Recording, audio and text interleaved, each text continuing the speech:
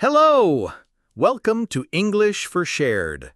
Here, you learn English with a very interesting story. Don't forget to subscribe, like, and comment. Let's go! Adam and Eve, the beginning of humanity. The dawn of creation. In the beginning, before time, sound, or form existed, there was only God, eternal, powerful, and infinite. Amidst the silent void, his voice echoed like thunder, awakening the slumbering universe. Let there be light. And there was light. Thus began the great symphony of creation. The darkness dissipated, the heavens spread like a majestic blanket, and the foundations of the earth were laid with divine precision. Each day, a new work emerged, revealing the Creator's wisdom and beauty. He parted the waters, made the dry land sprout, covered the fields with fruitful trees, and filled the seas with abundant creatures. The sky filled with brightly colored birds, and the fields teemed with the life of strong, gentle animals. Everything obeyed his perfect order, and creation became a glorious reflection of his will. On the sixth day, God turned his gaze to the earth with a special purpose. Amidst sparkling rivers and blooming gardens, he was preparing something unique, a work that would reflect not only his creativity, but also his image and character. Nothing in creation, no matter how great, yet bore this divine mark. Then, with his own hands, God fashioned the human being from the dust of the earth. He breathed into his nostrils the breath of life, and man became a living soul. It was the beginning of a new era. Humanity had been born, destined to rule, cultivate, and live in direct communion with the Creator. All was in perfect harmony. However, this story isn't just about a glorious beginning. It's also about a choice that would change the destiny of all humanity. Between obedience and disobedience, between life and death, Adam and Eve would write the first chapters of the human journey. And it is in this ancient narrative that we find the roots of who we are and the world we live in. The creation of Adam. When creation reached its sixth day, God turned his eyes to the earth with a majestic plan. Amid the harmony of Eden, he decided to form someone who would bear his own image, someone capable of thinking, feeling, creating, and ruling. So, from the moist dust of the earth, the Creator began to fashion a body of divine perfection. Every detail was the work of his hands: strong muscles, a clear mind, eyes full of life. When the form was complete, God bent over it and breathed into its nostrils the breath of life. Thus, the first man opened his eyes and took his first breath. Adam gazed around him at a world that seemed to sing. The sky was blue and clear, the rivers shone like crystal, and a gentle breeze caressed his face. In the distance, fruit trees bowed under the weight of their fruit, and animals of every kind walked in perfect peace. There was no sound of war, no shadow of evil, only the perfect harmony of a newly created paradise. God placed Adam in the Garden of Eden, a place of indescribable beauty. Rivers flowed through the fields, flowers bloomed in unprecedented colors, and all creation seemed prepared to welcome him. His mission was clear: to care for, cultivate, and govern this blessed garden. He would not be a mere spectator of God's handiwork, but an active participant, responsible for tending the earth with wisdom and love. To help him in this mission, God brought before him all the animals of the land and waters. One by one, they passed before Adam like a grand parade. The majestic lion roaring at the sun, the eagle soaring through the sky, and the deer running lightly through the fields. With intelligence and authority, Adam named each creature, thus establishing his dominion over creation. With each name spoken, the earth recognized his leadership. However, as he observed all the creatures, Adam realized that none of them were like him. Every animal had its mate, but he was alone. It was a silent solitude amidst abundance. God, in his wisdom, saw this need and prepared something even more profound: the creation of someone who would walk alongside Adam as an equal, someone who would complete the work begun on that glorious day. The creation of Eve. God saw that it was not good for man to be alone. Though surrounded by all the beauty of Eden and countless creatures, Adam felt a silent absence within himself, a space that not even the grandeur of nature could fill. The Creator, in his perfect wisdom, decided to do something extraordinary: to form a companion who would be part of Adam, equal in value, distinct in essence, and perfect in harmony. Then God caused Adam to fall into a deep sleep, a rest that seemed to envelop all creation in anticipation. While he slept, the Lord removed one of his ribs and, with divine delicacy, began to fashion a new form. Every detail was crafted to perfection: the softness of her features, the strength of her spirit, the beauty that reflected God's own glory. Thus was born Eve, the first woman, the Creator's masterpiece. When Adam awoke from his sleep and saw Eve before him, his heart filled with joy. It was as if every part of his existence recognized in her something familiar and sacred.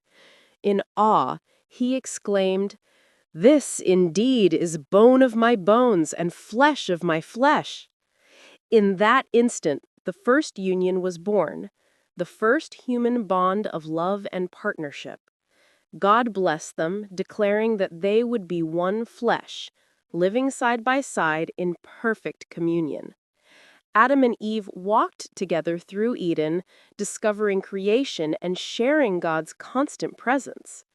There was no shame, fear, or malice. They lived naked, yet clothed in purity and trust. Each step through the garden was accompanied by the gentle voice of the Creator, who met them at dusk, like a loving father walking with his children. Eve was not created as a servant, but as a companion and missionary partner. Together they received the call to rule and care for the earth, to multiply, and to fill the world with God's presence. It was a perfect beginning: humanity united in love in a paradise where heaven and earth touched. The temptation. In the heart of Eden, among fruitful trees and sparkling rivers, stood a special tree, the tree of the knowledge of good and evil.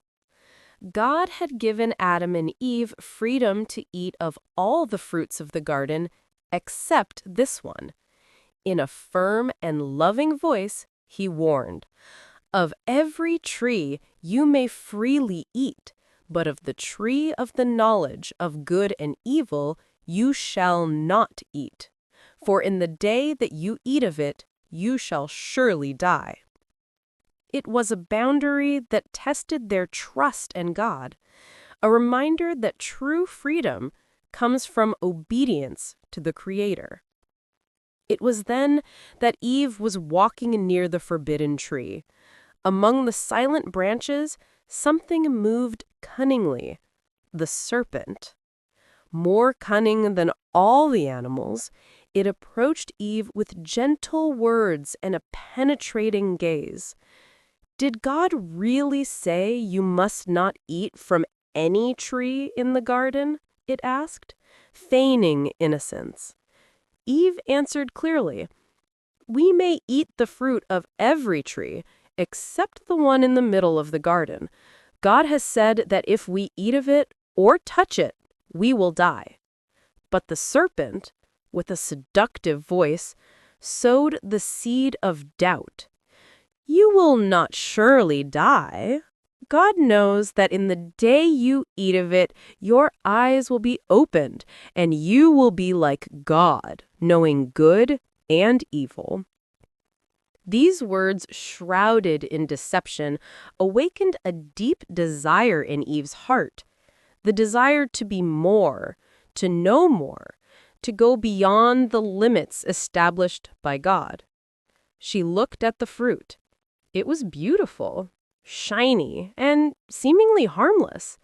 The sweet aroma seemed to invite her to taste it. At that moment, her heart fought a silent battle between the voice of God and the voice of the serpent. But doubt prevailed. Eve reached out, plucked the fruit, and put it in her mouth. As she ate it, something invisible broke. Then she offered it to Adam, who was standing next to her, and he ate it too, knowing his choice. The moment they tasted the fruit, their eyes opened, but not in the glorious way they had imagined. Purity was replaced by shame, and inner peace gave way to an unfamiliar restlessness. They realized they were naked, and for the first time felt the weight of guilt. Temptation had won, and the history of humanity would take a new course. A remains. As soon as they ate the forbidden fruit, Adam and Eve felt an immediate change within themselves. What had once been purity and lightness turned into heaviness and uneasiness. For the first time, their eyes were opened not to glory, but to shame. Realizing they were naked, they rushed to cover their bodies with fig leaves, as if to hide their sin. Eden, once a paradise of freedom, now seemed a place of fear. That evening, a gentle breeze announced the arrival of the Creator, who came to walk with them, as he always did. But instead of running to meet him, Adam and Eve hid among the trees, overcome by the terror of guilt. Then God's voice echoed through the garden. Adam, where are you? This question was not just about place, but about condition. The man who once walked in communion with God now hid himself from the divine presence. Trembling, Adam responded, I heard your voice in the garden, and I was afraid, because I was naked, and I hid myself. God firmly asked if they had eaten the forbidden fruit.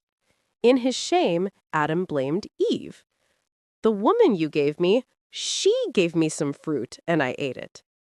Eve, in turn, blamed the serpent. The serpent deceived me, and I ate it. The purity of trust had turned to accusation and division.